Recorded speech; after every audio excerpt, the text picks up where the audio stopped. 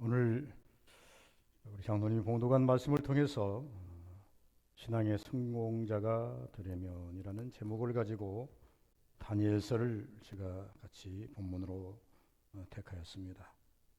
성공과 복의 개념. 복은 누가 뭐라고 해도 하나님께로부터 내려와야 합니다. 이것이 완전한 복입니다.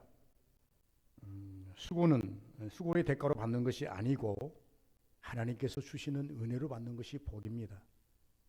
성공이라고 한다면 우리가 열심히 노력해서 수고의 대가로 이루어진 산물을 성공이라고 합니다.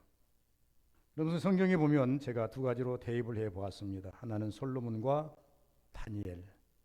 솔로몬은 복받은 사람이지 성공한 사람은 아닙니다.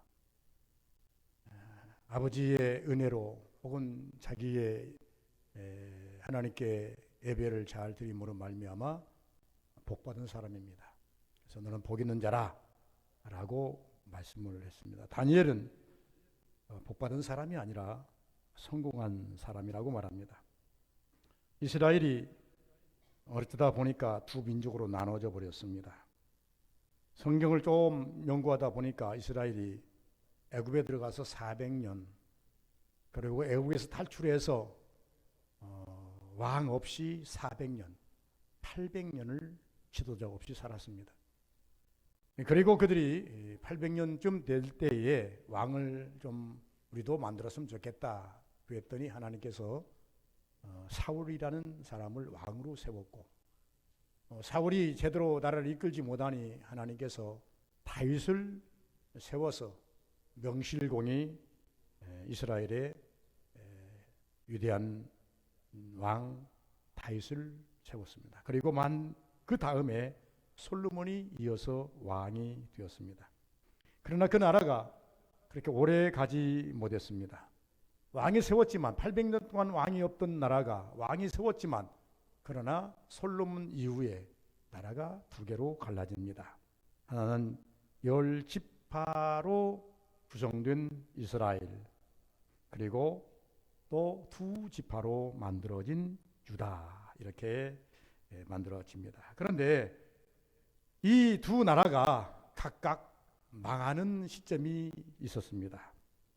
첫째 나라 이스라엘은 언제 망했느냐 그러면 아수르에게 BC 예수님 오시기 전 722년경에 멸망을 해버립니다.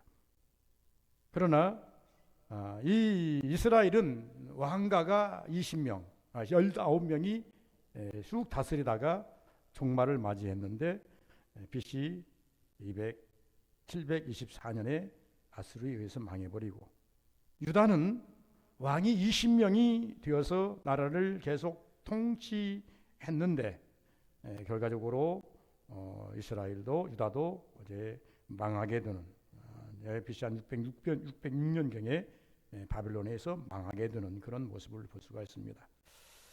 그리고 이스라엘이 망하는 과정 속에서 한 번에 망하는 것이 아니라 1차, 2차, 3차, 4차까지 계속 린치를 당해가지고 1차 포로로 끌려가고 2차 포로로 끌려가고 3차 포로로 끌려가고 4차 포로로 끌려가는 그런 과정 속에 오늘 다니엘이 나타납니다. 다니엘은 포로된 사람 중에 한 사람이고, 이 포로된 사람 중에 한 사람인 이가 총리 대신이 되는 데까지 이르는 그런 모습을 볼 수 있다. 그다음에 왜 이들이 망했는가? 이들이 망했던 것은 결과는 믿음 때문입니다. 그리고 이들은 이제 잡혀갈 수밖에 없는 그런 모습. 물론 성경을 읽다 보면 우리가 에레미야나 이사야나 이 성경을 읽다 보면 이들이 얼마나 잘못된 죄악을 범하고 있는가. 아방 시대부터 시작해가지고 섬기지 말아야 할 우상들, 바알과 아세라를 섬기면서 주의 선자들을 잡아 죽이고, 바르게 하나님의 말씀을 증거하는 자들을 입을 열지 못하게 입을 두드러 막고 때리고, 이런 린치를 가했던 이 왕들, 이 결과물이 결국 이스라엘이 망하는 일에 일조했다, 이렇게 말합니다. 하나님께서는 요셉은 우리가 잘 아는 것처럼 창세기에 보면 요셉은 종으로서 애굽에서 총리가 되는데 성공한 사람이지 않습니까? 다니엘은 종도 아닙니다. 속국으로 끌려가서 요셉보다 더 어려운 여건 속에서 총리가 되는 사람이 되었습니다. 다니엘이나 요셉이나 이방 나라에 가서, 그 거대한 이방 나라에 가서, 애굽이 당대 얼마나 컸습니까? 아수르가 얼마나 큰 나라입니까? 이 나라에서 총리 대신이 된다고 하는 것은 그렇게 쉬운 것이 아님에도 불구하고 총리 대신이 됐습니다. 그럼 어떻게 이들은 그 어려운 역경에서 총리 대신까지 올라갈 수 있었는가? 물론 결론적으로 말하면 하나님의 은혜를 말하지 않을 수 없는 겁니다.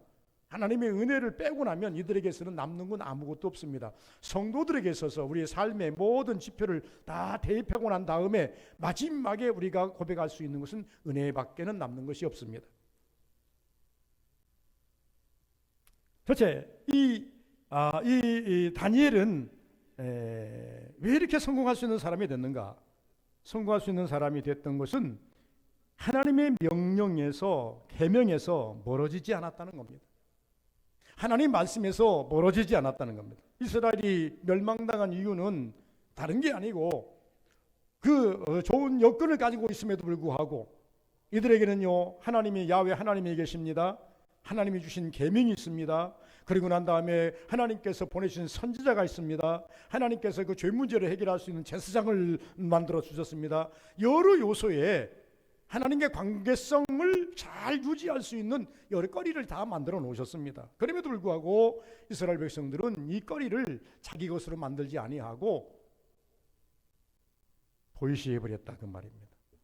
그럼에도 불구하고 하나님께서는 이렇게 말씀을 주시고 제사장을 주시고 선자를 주시고 그리고 하나님을 믿을 수 있는 모든 여건을 주시면서 누구를 찾느냐 그러면 하나님의 말씀을 떠나지 않고 하나님의 말씀 앞에서 항상 머무는 자를 하나님은 들어쓰시더라, 그렇게 말하는 것입니다. 1장 8절 다니엘은 뜻을 정하여 왕의 진미와 그의 마시는 포도주를 자기를 더럽히지 아니하고, 다니엘은 바벨론으로 잡혀가자마자 그에게 큰 위기가 닥치기 시작합니다. 말씀대로 지금 살고 있는데 말씀대로 살지 못하는 여건을 막 드러내는 것입니다.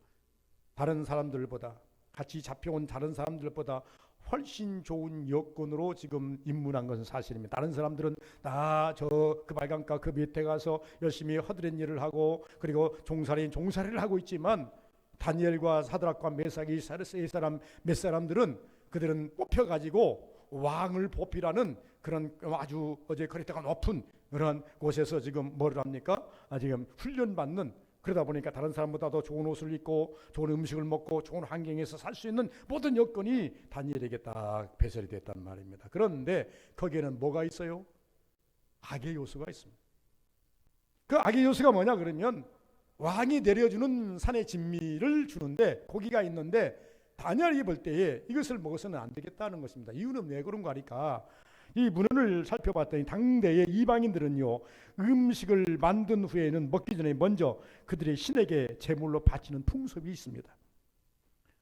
우리도 시골 풍습 보면 그렇습니다. 가끔 이러다가요, 바다에 나가서 이제 좀 도와달라고 해서 한번 가보면요, 그들의 행위들이 있습니다.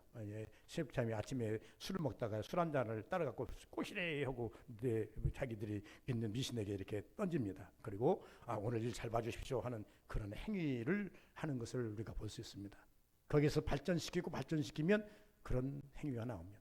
이것은 고대도부터 나왔던 겁니다. 그래서 음식을 만들어 놓고 고기를 잡고 만들 때 제일 먼저 자기 신들에게 그것을 먼저 고하고 먹는 그런 풍습이 있어요. 바벨론은 더더구나 그랬어요. 그래서 이것을 안 다니엘이 이것을 거절하는 장면이 1장 8절에 나온단 말입니다. 다니엘은 뜻을 정했다는 것은 마음으로 이미 다짐했다 그 말입니다. 나는 어떠한 한이 있더라도, 우리가 뜻을 정할 때 그러지 않습니까? 나는 어떠한 한이 있더라도 기도할 거야. 나는 어떠한 삶이 있어도 하나님 말씀대로 살 거야. 나는 주일만큼은 철저히 지킬 거야. 이 부분에 대해서는 나는 양보하지 않을 거야. 여러분, 신앙은 타협이 아닙니다. 뜻을 정하는 겁니다. 그래서 이 다니엘이 뜻을 정하고 왕이 주는 진의 산미를 먹지 않았더라. 다시 말하면 하나님의 명령에 어긋나면 안 하는 게 중요하다는 것을 알았습니다. 여러분, 우리는 여러 가지의 삶 속에서 우리 우리의 신앙의 방법보다 내가 생각할 때는 이 방법이 좋겠다, 이것이 쉽겠다 생각하지만은 그것이 내게 유익이 되지 못할 때는 철저하게 그것을 배제하는 것이 우리의 신앙의 일상이 되어야 된다는 것입니다. 고린도전서 10장 23절에 보시면 이렇게 말씀합니다. 모든 것이 가하나 모든 것이 유익한 것은 아니요, 모든 것이 가하나 모든 것이 덕을 세우는 것은 아니니라. 바울이 본 신앙관, 세계관입니다. 신앙인으로서요, 고기도 먹을 수 있고 이렇게 할 수도 있고 저렇게 할 수도 다 있습니다. 그러나 모든 것을 다 할 수 있지만, 그러나 그것이 다 내게 유익되는 것도 아니고 하나님 앞에 덕을 세우는 것도 아니다. 그러니 선별하라는 거지요. 분별하라는 거지요. 우리 성도들은 신앙생활 하면서요, 항상 분별을 잘 하셔야 됩니다. 하나님의 시간과 내 시간, 하나님의 것과 내 것, 하나님의 생각과 내 생각, 이런 것들을 분별을 잘 하시면 다니엘과 같은 마음의 뜻이 정하는 그런 마음이 생깁니다. 다니엘이 이것을 분별을 잘 하다 보니까 이 음식은 분명히 저희들이 가지고 왔지만 먹으라고 산에 짐미고 아주 먹기 좋고 먹으면 몸에는 유익되게 생겼지만은, 그러나 이것을 먹어서는 내 영혼이 망가진다고 하는 분별이 생긴 거라서 이것을 거부하는. 그래서 이 고린도전서 10장의 말씀처럼 모든 것이 가하나 모든 것이 유익한 것은 아니고, 모든 것이 가하나 모든 것이 덕을 세우는 것은 더더군다나 아니다. 신앙은 적어도 고집스럽게 내 종교관념, 신앙관념을 지켜야 하는 것이 우리의 생활이라, 그 말입니다. 우리가 살아가는 거건 속에 그러지 않습니까? 반짝인다고 다 금은 아니다. 반짝인다고 금이 될 수 없다. 가지고 있는 가치의 값이 금값이어야지. 금을 찾는 사람들은 분별을 잘해야 되지 않습니까? 반짝인다고 다 금이라고 다 샀다가는 망하지 않습니까? 금이 가지고 있는 속성을 봐야 되잖아요. 그래서 이제 금방에 가면요, 이제 그것을 돋보기로 보고 이렇게 보고 있고요. 그걸 모르는 사람들은요, 금을 가지고 가면 순금이라고 하면요, 이빨로 살짝 깨물어 봅니다. 그러면요, 이것이 순금은요, 이 살짝 들어가요. 무디에서 살짝 들어가요. 그렇게 해서 금인 것을 분별해내는 것을 저는 여러 번 보았습니다. 우리 신앙이 적어도 반짝인다고 금은 아닌 것처럼 신앙의 값을 바로 따질 수 있는 그러한 덕목을 가져야 되는데, 그것은 하나님의 계명에서 멀어지지 않아야 된다라고 말씀하십니다. 하나님의 계명은 무엇인가 라고 하는 것입니다. 하나님의 계명은 다른 게 아닙니다. 하나님의 계명은 이 유대에게 그 하나님을 최고로 섬겨라, 하나님을 위할 것과 이웃에 대해서 희생할 것을 명령하는 것이 십계명의 원리라 그랬지 않습니까? 어떤 사람이든지 내 편익을 위해서 이 계명을 대입시켜서 산다고 한다면 하나님이 매우 기뻐하지 않습니다. 그래서 이것 때문에 불이익을 당할 줄 알면서도 다니엘은 이것을 가감하게, 잡혀온 사람이 무슨 권리가 있습니까? 이미 망해버린 나라의 백성으로서 잡혀와서 무슨 권리가 있겠습니까? 그럼에도 불구하고 다니엘은 가감하게 이것은 내가 입에 대지 아니하겠나이다라고 말합니다. 그런데 오늘 이 본문 속에 보시면요, 1장 8절은 그렇습니다만 17절에 보시면 이렇게 말하지 않습니까? 하나님이 이 네 소년에게 학문을 주시고 모든 서적을 깨닫게 하시고 지혜를 주셨으니 다니엘은 모든 환상과 꿈을 깨달아 알더라. 다니엘과 같이 사드락 메삭 아벤노고 여러 사람들이 나도 안 먹겠다, 다니엘처럼 안 먹겠다 같이 동조한 사람에게는 더 그 은혜를 주셨지만은, 그러나 다니엘처럼 제일 전면에 서서 그것을 거부했던 다니엘에게는 하나님께서 더 큰 꿈도 해몽할 수 있고 환상도 그것도 다 해몽할 수 있는 은혜를 주셨더라. 그 산물은 다른 게 아닙니다. 말씀대로 살려고 했더니 우상의 재물을 먹는 것이 내 몸을 더럽히는 것이고 하나님 앞에서 죄된 것을 알았기에 이것을 배척했더니, 그래서 다시 말씀대로 살려고 애썼더니 하나님께서 그것을 보시고 다니엘에게는 더 큰 덤의 은사를 주시더라는 겁니다. 다른 사람에게 주신 똑같은 은사를 병철도 주시고 지혜도 주시고 깨닫는 은혜도 주었지만은 거기에다 덤으로 더 주신 은혜가 있는데, 그 은혜가 무엇인가? 그것은 이제 17절 하반절에 환상과 꿈을 깨달아 알더라 말합니다.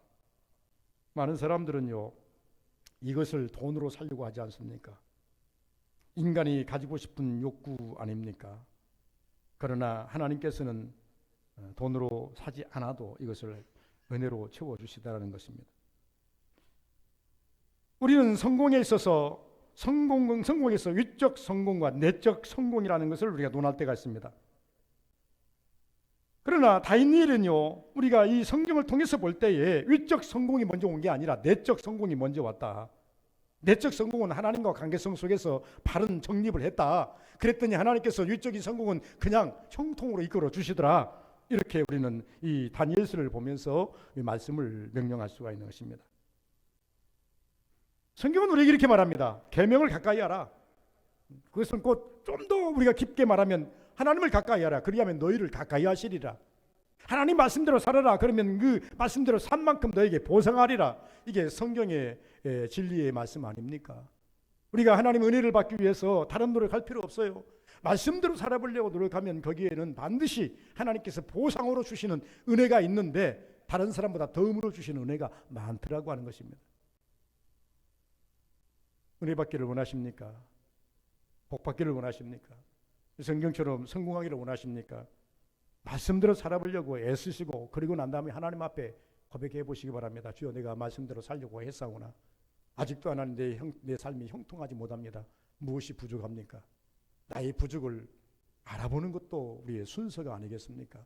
무조건 막합바식으로 가는 우리 신앙이 아니라 우리는 가다가 길이 잘못된 것 같으면 왜 이 길이 잘못됐나니까 한 번쯤 물어보고 그리고 난 다음에 다시 뒤돌이켜서 원래 자리로 돌아가든지 다른 방향을 찾든지 하는 것이 우리 인생의 지혜 아니겠습니까? 신앙도 마찬가지입니다. 신앙의 지혜가 뭡니까? 신앙의 지혜는요, 눈에 보이는 것밖에 쫓아가는 것이 아니라 하나님께 물어보면서 알지 못하니까 물어보면서 찾아가는 것이 우리 신앙 아니겠느냐 그 말입니다. 두 번째는 다니엘은 기도를 멀리하지 않았기 때문에 성공할 수 있었다 이렇게 말합니다.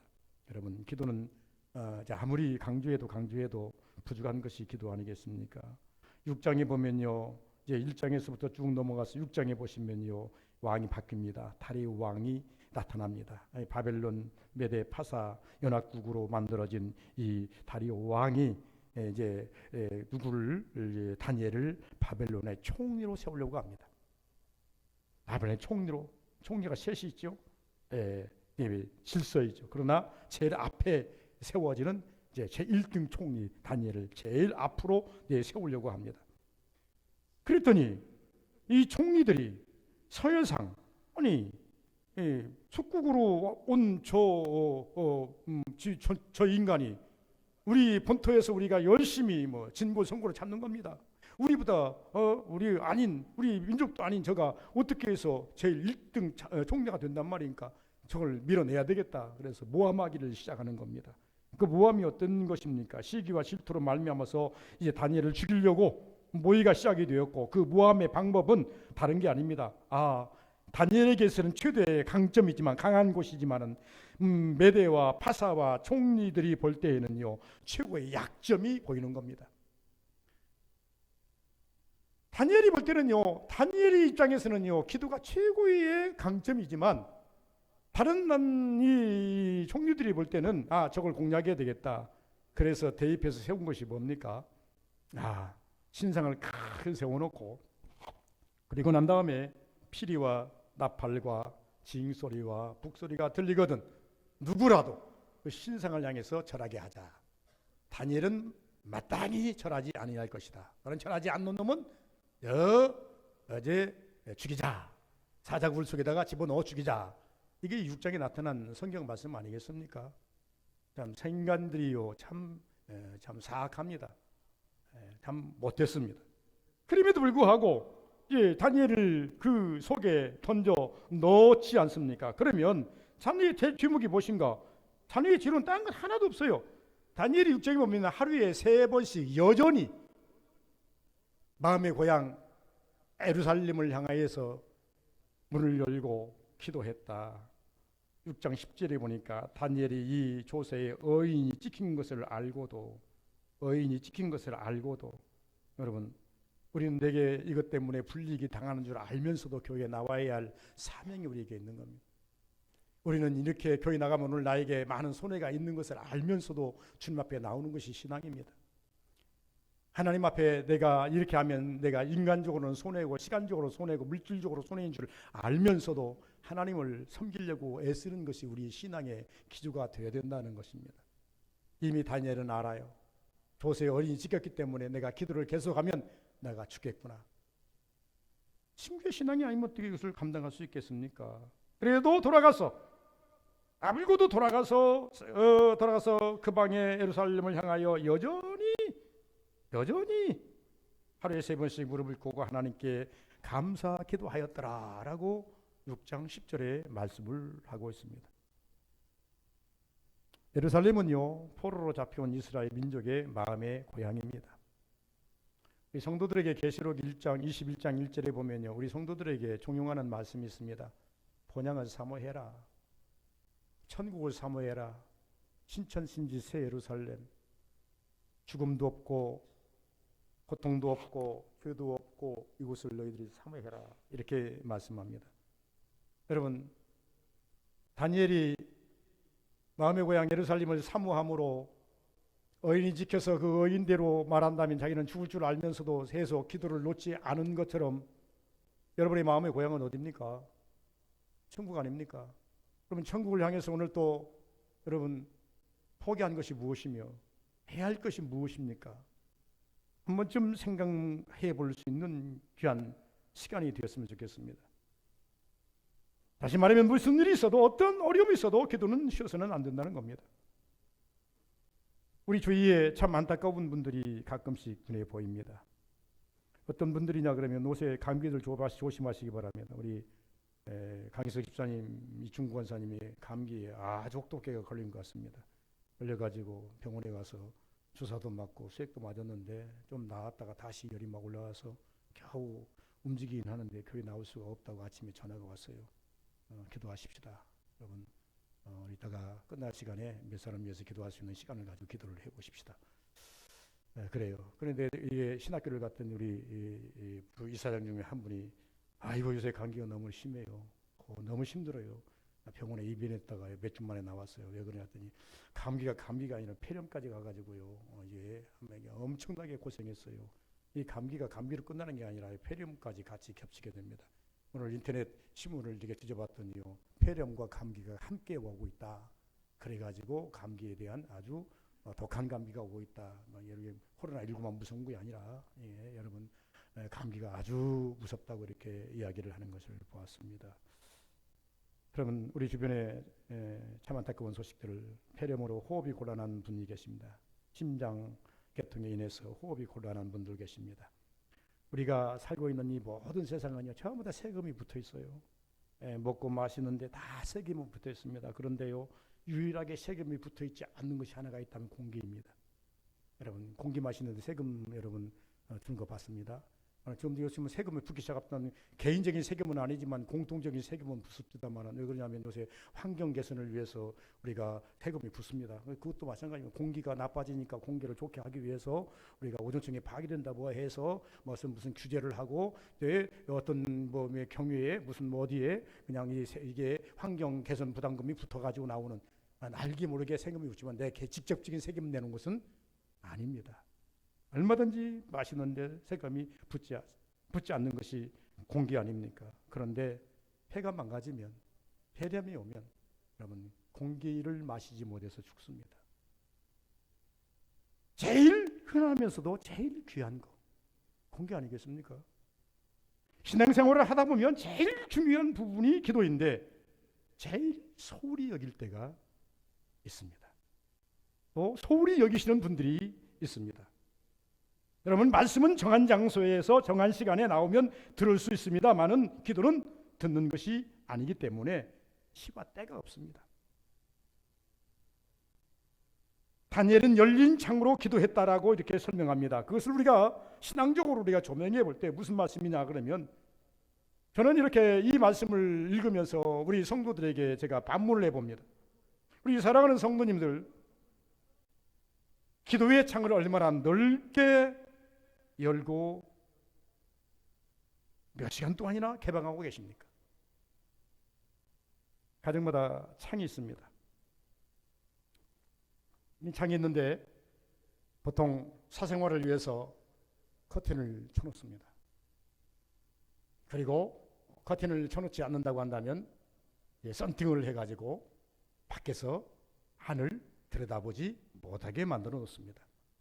밖에서 안에만 들여다보지 못하는 것이 아니라 커튼을 쳐놓고 썬팅을 해놓으면 밖에서도 안에서도 밖을 볼 수가 없습니다. 밖을 보려고 한다면 커튼을 제치고 이제 창을 열 때에 빛이 들어오고 볼 수 있는 것입니다.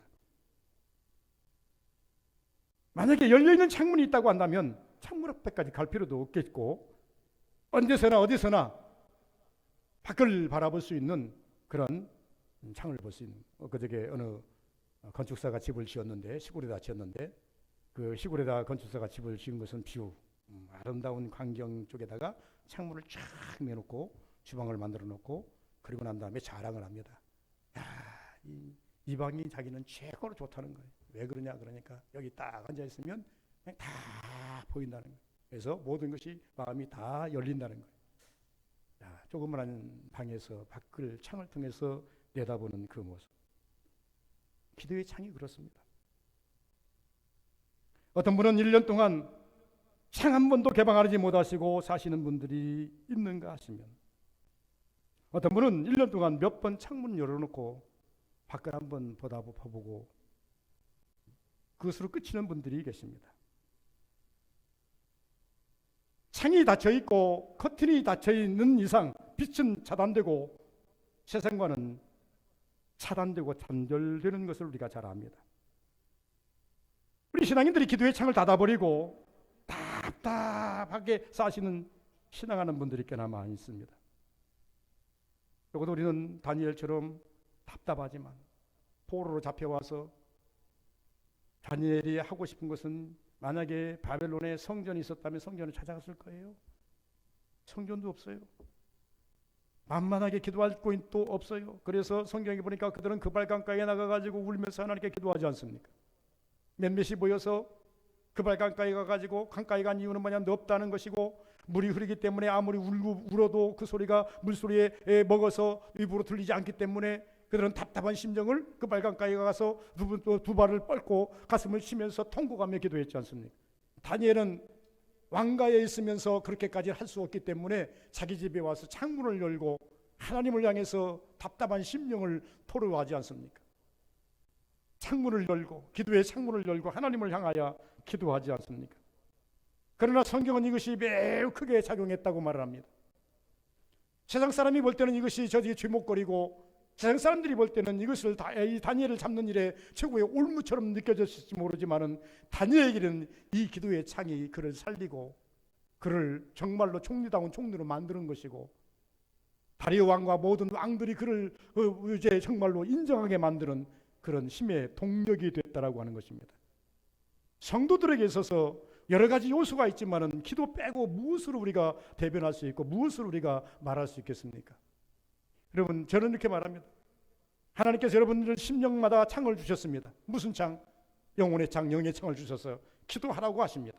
그런데 닫아버리고 사는 분들이 계시는데, 커튼을 쳐놓고 아예 세상과 단절해버리고 사는, 빛을 단절해버리고 사는 분이 계시는데, 그러지 말고 항상 열린 창문을 통해서, 항상 열린 창문이 있다고 한다면 어느 때든지 밖을 보고자 원한다면 얼마든지 밖을 볼 수 있는 것 아니겠습니까?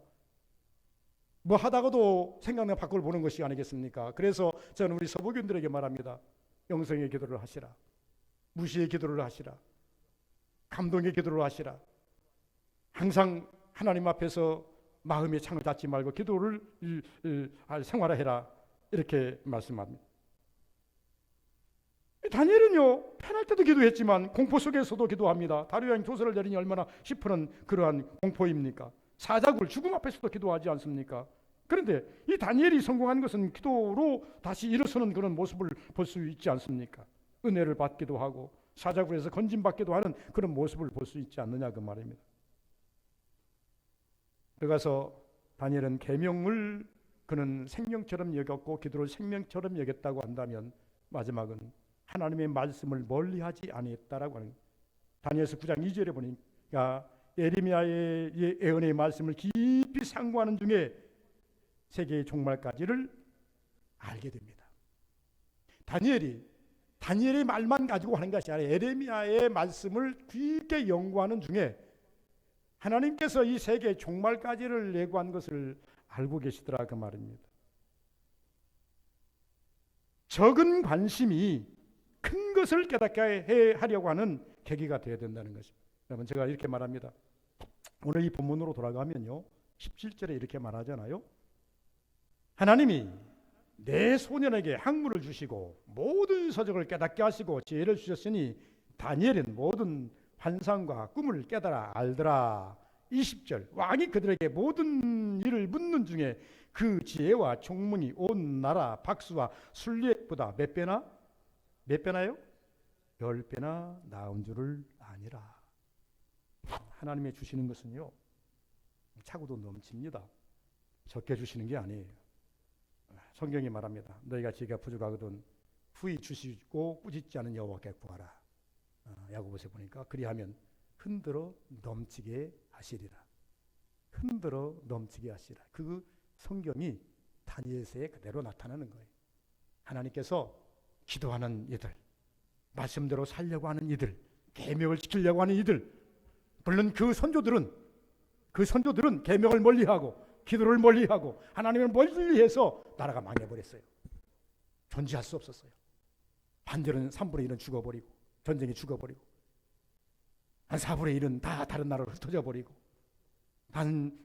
그 좋은 청년들은 포로로 잡혀서 바벨론의 속국에 그 안 종들이 되어 있고, 그리고 예루살렘에 남아있는 자들은 노인네들, 병든 자들, 어린아이들, 도저히 나라를 일으킬 수 없는 자들만 남아있어요. 왜?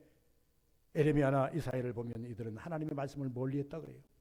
하나님께 기도하지 않았다 그래요. 하나님의 계명을 귀히 여기지 않았다 그래요.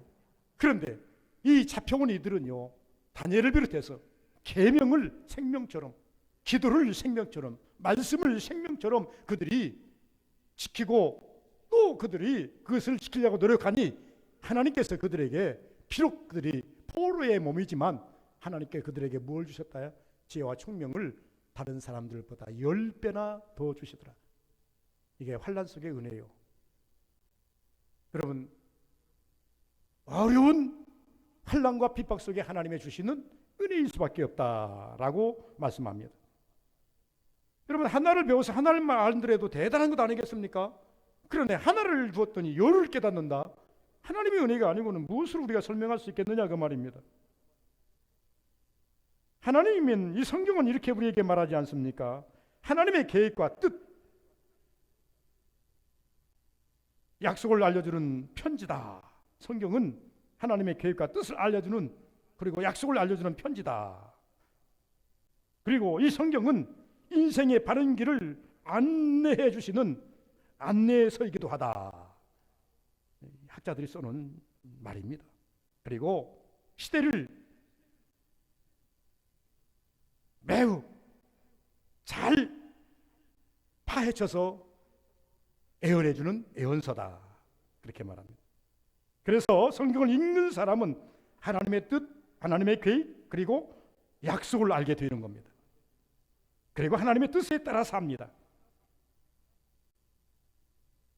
더 나아가서 이렇게 살 때의 신앙의 성장이 오는 것입니다.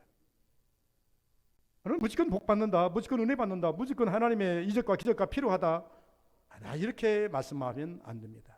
여기도 신앙생활은 순서에 따라서 하나님 말씀대로 성장해 가야 되고, 은혜를 받아가야 되고, 또 은혜 받았으면 그 은혜 받은 만큼 하나님을 피할 수 있는, 내게 주신 은혜가 무엇인지를 말할 수 있는 그걸. 그래서 다니엘은 적어도 하나님이 주신 은혜가 무엇인가를 몸으로 표현하는 사람, 삶으로 얘기하는 사람이.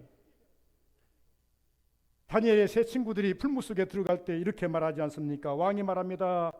느부갓네살 왕이, 얘들아 지금이라도 신상 앞에 절하고, 그리고 난 다음에 그러면 내가 너희를 용서해 주마. 그러니까 다니엘의 세 친구가 뭐라고 해요? 왕이여, 당신이 우리를 풀무 속에 던질 때 하나님 우리를 구원해 주시겠지만 하나님이 그리 아니하실지라도 우리는 결코 신상 앞에 절할 수 없나이다. 이 고백이 그냥 고백입니까? 여러분, 이 고백할 수 있습니까? 하나님을 드러내는 순간 아니에요. 이 고백대로 그들이 살아나올 때, 야, 네 하나님이 최고다 하고 그들이 몸으로 하나님을 표현하니 인정해 주지 않습니까? 다니엘도 마찬가지입니다. 다니엘을 사자굴속에 집어넣으면서 이렇게 말합니다. 다니엘아, 너가 믿는 하나님이 너를 지켜줄 줄 믿는다. 야, 다니엘의 세 친구의 고백과 다니엘의 친구에게 바꿔줬습니다. 다니엘의 세 친구의 고백은요, 아직 이 느부갓네살 왕이나 이런 왕들이 하나님의 존재에 대해 잘 몰라요. 모르니까 이들을 아주 종용합니다. 야, 너 이제라도 우리 말대로 하면 너 살려줄게. 너무 아까운 놈들인데 살려줄게. 그러지 말고 그냥 내 우리 말 따라서 우상한테 절해. 그러니까 이 세 친구가 왕이요, 그리하실 필요가 없나이다. 당신 우리를 사자굴 풀무불에 집어넣으면 하나님 우리를 살려주시옵거니와 그렇지 아니할지라도, 그리 아니하실지라도 우리는 신상 앞에 절할 수 없나이다. 그리고 살아나오지 않습니까? 그러니까 왕이 야, 네가 믿는 하나님이 최고다 이렇게 인정을 했어요. 또 머지않은 다니엘은요, 사자굴에 들어가지 않습니까? 사자굴에 들어갈 때 왕이 먼저 설레발을 칩니다. 다니엘아, 어쩔 수 없구나. 내가 왜 어인을 찍었는지 모르겠다. 저들의 쾌락에 넘어가서 내가 어인을 찍었도다. 그러나 내가 어인을 찍었기 때문에 내가 변할 수는 없다. 그러나 내가 너에게 한 가지 믿는 구석이 있다. 네가 믿는 하나님이 사자굴속에 들어가 너를 지킬 줄 믿는다. 그러니까 다니엘이 왕이여 염려 마십시오 하고 들어가잖아요. 날이 밝기 전에 날이 새자마자 바로 왕이 가가지고 묻지 않습니까? 사랑하는 아들 다니엘아, 살았느냐? 살았으면 빨리 나오라. 그러니까 왕이 만세수를 하고 없어서 왕이 염려한 것처럼 내가 죽지 아니하고 지금 살았나이다 하고 나오지 않습니까? 누구에게 이런 역사가 일어나느냐? 오늘날도 그런 역사가 없느냐? 없는 게 아닙니다. 하나님은 누구를 붙잡고 일하시느냐? 계명을 귀히 여기는 자, 기도가 생명처럼 아는 자, 더 나아가서 말씀이 어떠한가를 생각하며 말씀을 드러내고 이것을 통해서 하나님의 영광을 돌리고 하나님의 살아계심을 증명하려고 하는 자에게는 과거도 구약도 신약도 과거도 오늘도 동일하게 일어납니다. 여러분, 우리는 지금 시대는요, 좀 이제 조금 기도가 약해진 시대라서 그런 일들이 자꾸 이제 드러나지 않습니다만은, 여러분 아직도 우리 여러 가지 기적을 보면요, 간증을 들어보면요, 수 없는 간증들이 여러분 많이 주변에서 일어나고 있습니다. 그런 은혜가, 다니엘에게 주신 하나님의 역사의 은혜가 우리 서복에도 동일하게 있으시를 주 이름으로 축원을 드립니다. 예, 이 시간 같이 한번 기도를 하십시다. 우리 강희수 집사님이 너무 앞에 아프답니다. 빨리 그 감기에서 일어나기를 위해서 간략하게 한두 마디만 하면 됩니다. 정주리 우리 자매가 수술을 하고